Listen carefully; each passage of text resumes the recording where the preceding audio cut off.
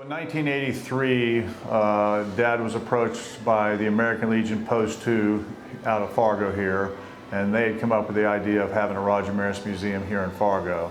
So they presented that idea to my dad, and he liked the idea to have his stuff here in Fargo for people to be able to see and other places as they come to Fargo, but he was concerned about having it in a place where people might have to pay to see his stuff. So he was real big on wanting it to be in a place where people could come and view it and not have to pay for it. So they agreed that that would happen, and that we decided we would put it in the mall here in Fargo, and kind of the rest was history, and we kind of made a deal, and they came down and got all Dad's stuff and hauled it up here to Fargo, and we created the Roger Maris Museum.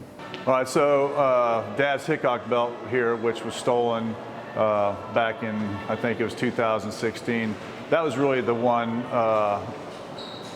award that he really meant a lot to him, because it was given to the best athlete in all sports, whether it was baseball, hockey, golf, you name it, you were the best athlete in all sports. So it meant a lot to him to win that award, especially after he'd already won 2 MVPs back-to-back in 60 and 61. So to take it to the next level and win that, I think that meant a lot to him. And actually the year before that, in 60, he was a finalist for that award.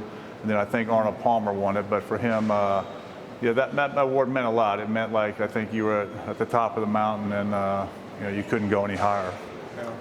The other thing I think is, his Gold Glove.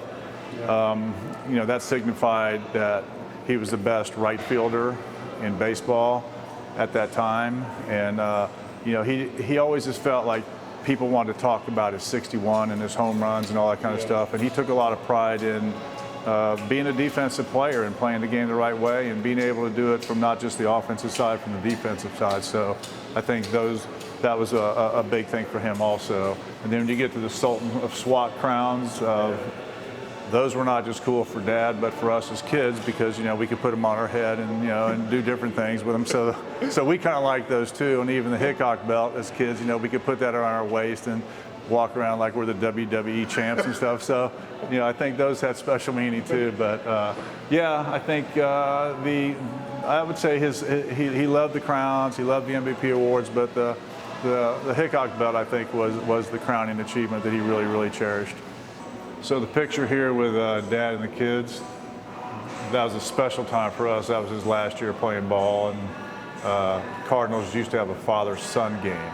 So we would dress up in the Cardinal uniforms and go out on the field with the dads, and we'd all have a baseball game. So that was something we always looked forward to every year. It was a lot of fun, and just brings back great memories looking at that picture, knowing that was the last year actually that we had with him playing baseball. Just the fun we had in St. Louis, running around the dugout and just being a kid and not having to worry about anything, but just having fun and watching baseball games. So. Well, that's one reason we have the Roger Maris All-Star Week. So, we say to the kids, at the camps and everything else, it's all about, well, what is a Roger Maris All-Star?